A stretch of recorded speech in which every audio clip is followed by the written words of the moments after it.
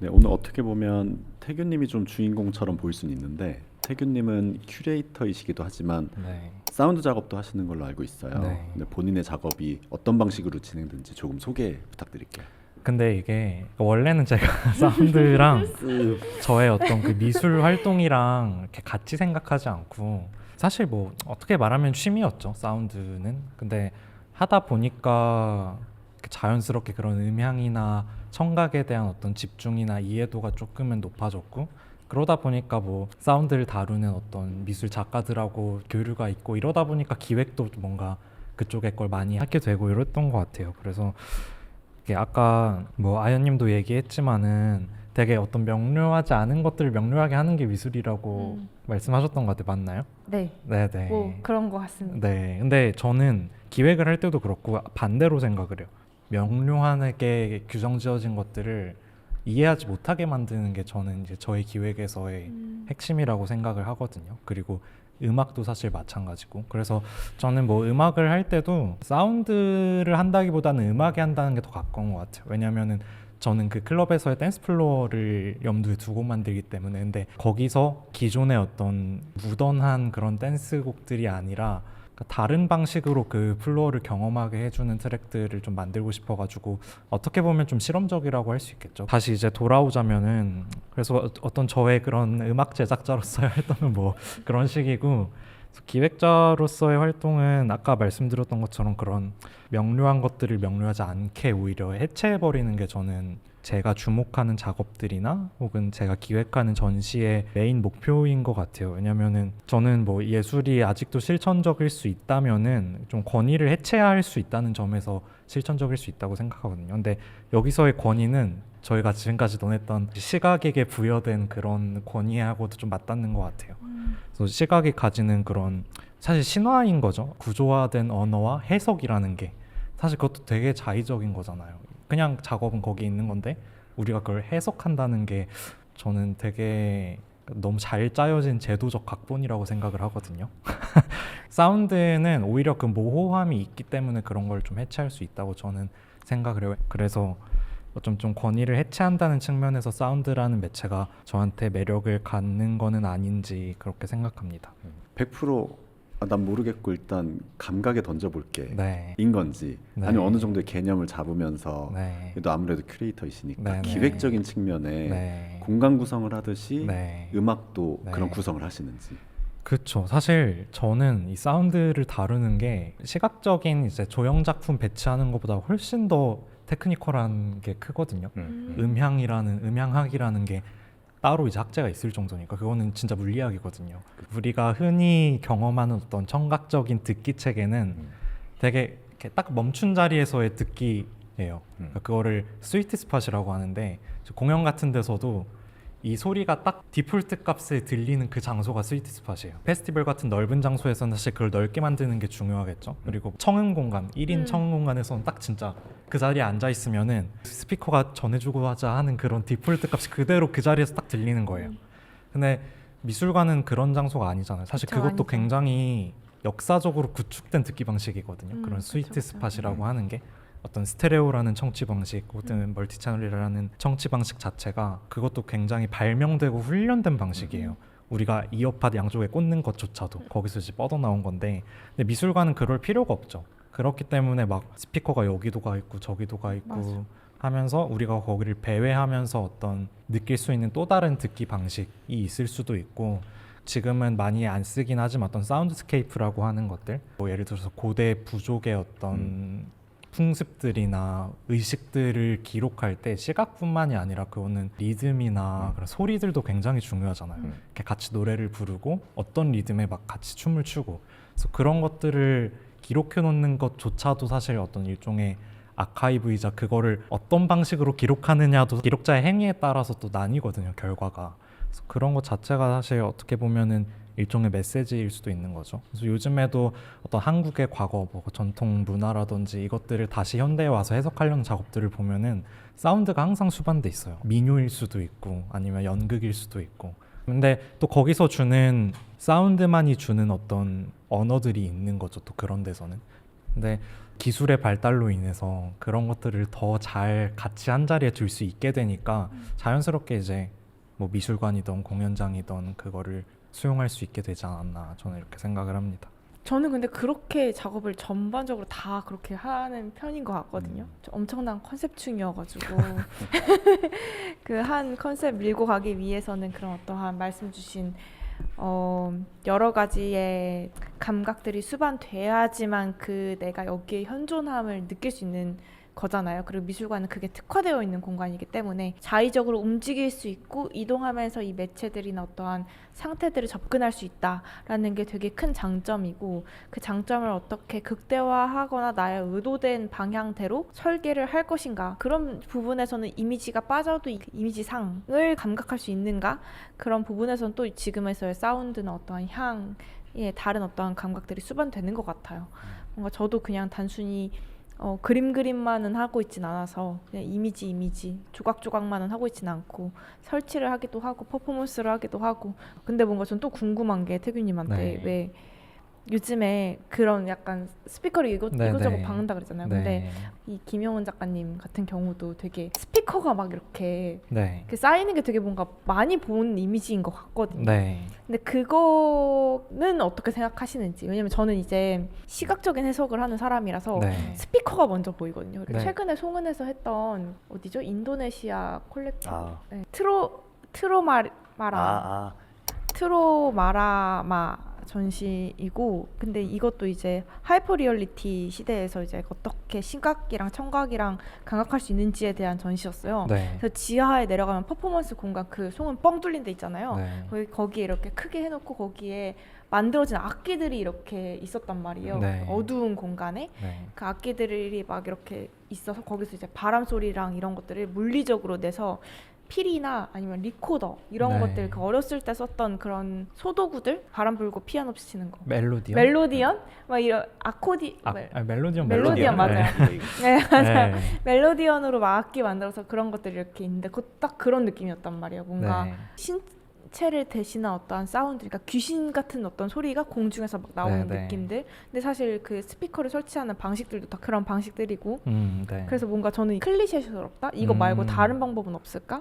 이거는 어떻게 생각을 또 하시는지 이게 궁금한 것 같아요. 사실 사운드라는 게 음. 또 이 장치와 뗄래야 뗄 수가 없어요. 음. 시각은 사실 그냥 그 자리에 갖다 놓으면 바로 볼 수 있잖아요. 맞아 근데 맞아. 소리라는 거는 어떻게 보면은 그러니까 제가 이렇게 오리지널로 말하는 거는 분명히 이제 오리지널리티를 가진 소리일 수 있겠죠. 근데 전시장에서는 소리를 재생을 시켜놔야 되잖아요. 사운드를 재생을 시키려면 무조건 재생 장치가 있어야 돼요.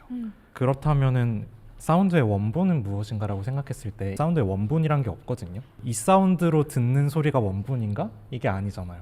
이 스피커로 들으면 또 다른 소리가 들리고 이 스피커로 들으면 또 다른 소리가 들리듯이 우리가 재생장치로 듣는 사운드라는 거는 사실 그 사운드를 우리한테 재생해 주는 게 아니라 그 사운드 데이터를 가지고 음향 효과를 내주는 거죠. 근데 이렇게 생각하니까 진짜 또 그 관점이 사실 이 질문이 그거잖아. 왜 이렇게 다 똑같이 생겼냐는 거잖아. 맞아. 네, 그래서 근데 그걸 재생하려면 똑같이 생겨야 그 구조랑 이거에 따라서 그 음향이 계속 같게 그러니까 최대한 그 뭐 의도에 맞게 유지가 되니까 사실 같은 게 맞죠.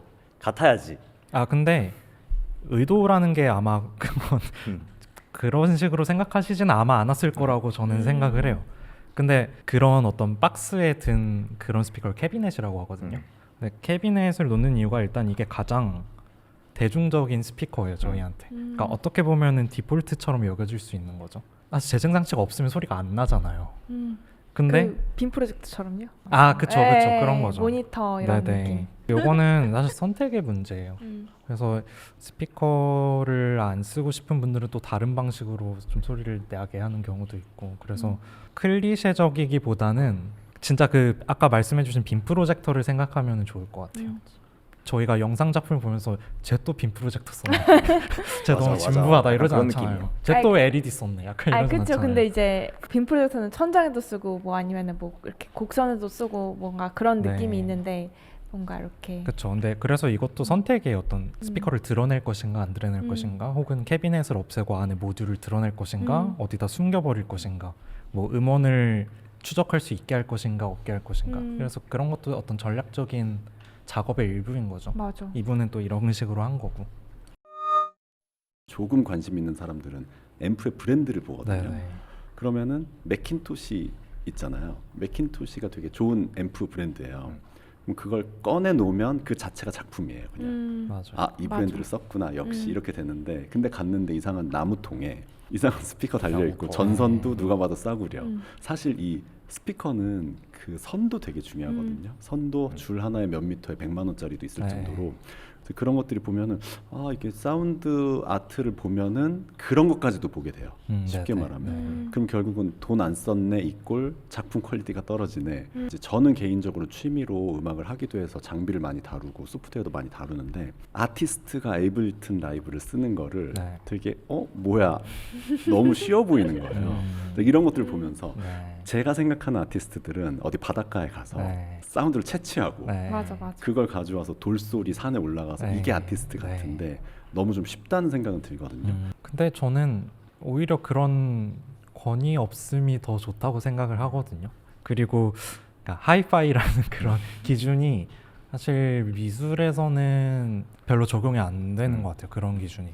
조각 같은 것도 되게 막 샌딩 진짜 깔끔하게 해가지고 맞아, 막 비싸게 이렇게 한 막. 것보다 오히려 비드 이상하게 올려가지고 용접한 게 더 좋은 작업일 때가 맞아. 있잖아요. 그런 것처럼 이게 뭔가 딱 봐도 이거는 작가가 하이파이로 들으라고 딱 앉아서 들으라고 해놓은 건데 막 싸구려 앰프 쓰고 이러면은 뭔가 좀 짜칠 수 있겠죠. 근데 그런 게 아니라 작가가 어떤 소리의 그런 해상도가 아니라 공간적인 뭐 듣기 방식이나 사람이 뭐 거니는 거를 좀 의도를 했다면은 그거는 또 상관없는 일이 될 수도 있겠죠. 굳이 그런 비싼 앰프를 쓰지 않을 수 있겠죠. 물론 그분도 있으면 쓸 것 같기는 해요. 그죠. 네, 그러면 이제 사운드 기반의 예술은 네네. 종합 예술이라고 할 수 있겠네요. 그렇죠. 그런데 네, 저는 그렇다고 생각하는데 이게 또 살짝씩 이제 보는 분들의 관점에 따라 다를 거예요. 왜냐하면은 사운드 아트라고 하는 게 진짜 명확히 딱 규정된 게 아니라서 분명히 소리를 자기의 주 매체로 사용하시는데 나는 사운드 아티스트가 아니다라고 하시는 분도 계시고 나는 맞아. 사운드 아티스트다 하는데 정작 시각적인 거에 더 공을 많이 들이시는 분들도 있어요. 그래서 이거는 딱 나눠 떨어지지는 않는 거라서 네. 그러면 아연님이나 상소님 같은 경우는 네. 만약에 사운드를 써서 내 작품의 가치를 더 높게 평가받을 수 있다면 쓸 거예요. 저 실제로도 쓰는데요. 네, 저도 제 작업을 예시로 들자면 제 개인전 때 어떤 독일의 이제 70년대 하인레이벨이라는 작가분이 쓴 카타리나 블룸의 잃어버린 명예라는 그런 제목의 소설을, 그게 이제 연극으로도 있고 원래가 이제 소설인데 영화로도 있고 뭐 이런 이야기거든요. 근데 그 이야기를 이제 그림 전시로 리메이크 한다면 어떤 식으로 리메이크 할 수 있을까 뭐 이런 관점에서 만들었었거든요. 거기에 그 영화가 있잖아요. 영화는 러닝타임이 있고 이제 그냥 대사가 쭉 가는데 그 그림은 사실 이렇게 순서대로 전시를 볼 때 그렇게 보지 않잖아요. 이것도 봤다가 저것도 봤다 막 이렇게 되잖아요. 그래서 그 두 개를 같이 쓰고 싶어서 영화 사운드 그냥 대화하거나 이런 시퀀스를 그냥 그대로 추출해가지고 그거를 그냥 전시장에 이렇게 틀어놨었거든요. 내가 그림을 볼 때는 이게 그 장면들이 순서대로 가지 않아요. 그래서 서사를 이렇게 느낄 수도 없고 막 이렇지만 들리는 거에서는 독일 영화라서 독일어가 들리지는 않아도 뭔가 그 뉘앙스가 있잖아. 막 싸우고 있구나 아니면 뭐 막 길거리구나 이런 게 들리고, 그래서 이제 제가 그런 방식으로 이제 사운드를 쓴 적이 이제 그때 있고, 근데 거기서 이제 뭐 사운드적인 거에 대한 얘기만 하게 될 수는 당연히 없죠. 왜냐면 누가 봐도 사운드가 되게 부차적인 느낌이 확 있고, 저도 작업을 할 때 이제 어느 정도 그냥 다 장치처럼 이렇게 넣으니까. 뭔가 저도 그 사운드 얘기를 하니까 그 초기작 화이트 미러 음. 작업이 생각이 나는데, 그게 이제 가벽 안에 퍼포머가 안에 있고 그리고 영상이 밖에 있었어요. 그래서 영상 작업인 줄 알고 사람들이 보는데 그 가벽 안에 누드 모양이 있는 퍼포머가 춤을 추고 있는 거예요. 그러니까 영상이 CCTV. CCTV가 실시간 송출인데 사람들은 실시간 송출인지 모르는 거죠. 근데 안에 퍼포머가 있어서, 근데 이렇게 떠나가려고 하면은 안에서 박수 친단 말이에요. 이제 박수 소리가 그 녹음된 표피를 가진 게 아니라 진짜 날 것 그대로가 사운드로 확 전달이 되는 순간 격차가 확 나기도 하고요. 저는 또 동시에 그런 느낌들 때문에 제가 소리를 쓰게 된다면 어떠한 그 장치를 깨는 것, 아니면 보는 시각적인 매체에서 어떤 상으로 잡히는 것을 마찰을 일으키는 도구로서 조금 쓰는 것 같아요. 근데 이게 사운드 작업으로만 읽힐 것이냐는 저는 아닌 것 같고, 근데 사실 저는 조각을 만들 때도 이걸 조각이라고 막 해야 되는지 아닌지 애매한 상태에서 매체들을 중점적으로 다루는 것 같거든요. 퍼포먼스를 다룰 때도 퍼포먼스가 아닌 조각적 상태에서 신체들을 다루기도 하고, 뭔가 그런 것들을 봤을 때는 이게 과연 매체 하나로 해석될 수 있는가라는 생각이 또 들기도 하고요. 그런 의미에서 또 약간 태규님이 말한 그 렌더된 스피커의 해상도 네. 같은 부분들도 또 생각해 봄직한 것 같아요. 뭔가.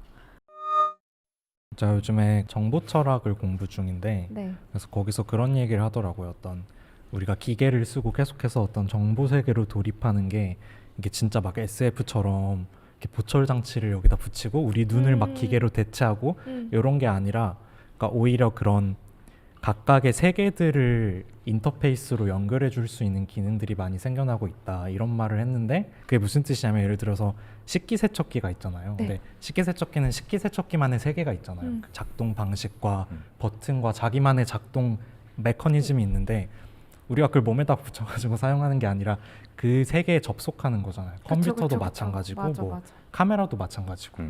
그렇기 때문에 우리의 신체는 여전히 어떤 방식으로든 남고 어떤 인터페이스가 우리를 그 자신들의 세계에 연결할 것인가가 더 중요해질 거라고 생각이 들어서, 네, 그래서 저는 현대인은 다 어쨌든 사이보그라고 생각하거든요. 네, 애도 가장 좋은 인터페이스죠. 네, 가장 네. 좋은 인터페이스고, 뭐 사실 스마트폰에서는 자동차도 연결하고 네. 모든 것들에 대한 전자기기들이 다 연결이 되잖아요. 근데 이거 자체로 저는 사고방식도 많이 그렇게 진화를, 저 자체도 많이 그렇게 진화를 했다고 생각을 하거든요. 뭐 수업을 하는 제스처라든지 네. 이 촉각 자체도 그 스마트폰에 대한 촉각과 무게감에 많이 익숙해져서 뭔가 그런 것들이 뭔가 아까 말씀하신 정보 철학. 그렇죠. 그래서 태어날 때 가지고 있는 신체는 어떤 방식으로든 좀 그 흔적이 남을 것 같기는 해요. 그래서 그것도 봤는데 컴퓨터 마우스를 처음 발명한 사람이 원래는 이제 책상에 두고 쓰는 게 아니라 발로 조종하는 걸로 생각을 했대요. 구상을 할 때. 왜냐하면 이제 두 손에 자유를 주기 위해서. 그러니까 우리는 발로 이제 컴퓨터 하면서 두 손을 같이 쓸 수 있게 되는. 근데 이제 여러 이유로 책상에 올려놓고 손으로 하는 거를 했는데, 우리가 만약에 마우스를 발로 쓰게 됐다면은 지금 세상은 어떤 세상이 됐을까 그치. 생각해 보면 또 재밌는 것 같아요. 신기하네요. 네, 몸이 가장 우리의 각자의 신체라는 게 사실 우리가 느낄 수 있는 면에서 되게 가장 작은 단위 중에 있는 것 같아요. 그러니까 제 몸으로 할 수 있는 거는 한계가, 그러니까 제가 어떤 식으로 밥을 먹는다든가 제가 뭘 보고 어떤 옷을 입을 수밖에 없게 되고 뭔가 이런 거가 사실은 제 문화인데, 그 문화의 발생인 이유가 사실은 제 신체가 어떻게 생겼고 어떻게 작동하고 어디가 아프고 뭐 이런 그런 거에서 뭔가 발생하는 게 사실은 문화 발생이랑 똑같은 그런 맥락이 아닌가, 뭐 그런 맞아. 얘기입니다. 결국 우리는 아이러니하게도 한계를 향해, 그러니까 사실 그 소울, 공각기동대 그 소울에 대한 내용도 몸이 해방되니까 소울이라는 제한을 두고 싶은 맞아요, 거야. 맞아요, 그러니까 맞아요. 결국에 우리는 묶여 있고 싶은 거야, 어디에. 그 막 저도 이제 그 한창 나 물성이 없어도 미술에 해체되어서도 새로운 어떠한 감각될 수 있는 물성의 상을 잡았으면 좋겠다. 그럼 좀 더 미술이 빨라지지 않을까라는 생각들을 많이 공유했던 적이 있었어요. 그래서 그거를 친구들이랑 막 이야기하다가 그런 이야기를 했거든요. 궁극적으로 어쨌든 100년, 200년이 지나건 그 마치 공각기동제처럼 이 어떠한 감각이 너무나 극대화돼서, 그러니까 닿을 수 있는 인터페이스로만 우리가 사고할 수 있게 돼서 신체를 잃어버린 순간이 되었을 때는 우리는 그런 미술을 어떻게 다루어야 하는가라는 고민을 하게 된 적이 있었거든요. 이렇게 말했듯이 뭔가 그러면 이제 아까 말한 소울, 사실은 뭐 공각기동대에는 그 인터페이스밖에 사실은 감각하지 못하잖아요, 그 사람은. 왜냐면 모든 팔다리가 다 인터페이스일 테고 어떻게 접합하는지도 그 인터페이스적인 정보 데이터로서만 수집이 될 테고, 근데 그 순간에서 미술이 물성을 가지고 있는 미술일 텐데 그게 해체됐을 때는 어떤 형태가 될 수 있을까? 이것도 인터페이스라는 표면의 마찰을 가져가야 되는 건가? 라는 그런 고민들도 막 들었고요. 근데 지금으로서는 불가능하지 않을까. 그래서 이게 오늘 얘기하다 보니까 감각에 대한 얘기를 하는데 네. 지금 얘기한 그 쿠사나기 소령, 네네. 쿠사나기 소령의 의체는 100% 감각이 껐다 켰다 할 수도 있고 네. 감각이잖아요. 근데 만약 여기서 핵심이 고스트란 핵심은 결국 어디서 왔느냐에 대한 문제거든요. 아무리 사고 수준이 높아도 AI면은 고스트가 없는 거고. 네. 근데 사실은 쿠사나기 소령의 고스트는 기억이거든요. 네. 기억인데 만약 기억이 리부트돼서 예술적인 감성만 없어지고 나머지는 그대로예요. 감각은 있어요. 그럼 완전 새로운 예술을 접할 때 완전 새로운 관점에서 볼 텐데 과연 그 감각으로 그 예술을 이해를 할 수 있을까요? 그러니까 이제 결국에 그 갈구 무엇을 갈구하고 맞아. 뭐가 이런 문제인데, 그러니까 있으면 없어지고 싶어지고 없으면 있어지고 싶어지고 약간 그런 거기서 오는 게 결국에 발생을 할 거고, 그리고 만약에 그 욕구까지 없어지는, 근데 그거면 그거 멸종이에요. 그래서 별로 상관없어요. 아, 멸종해버려서. 아니, 그 스티븐 호킹 선생님이 말했던 것처럼 그분 그랬잖아요. 인간은 죽으면 컴퓨터가 꺼지듯이 죽는다. 그러니까 사실 꺼지면 상관없어요.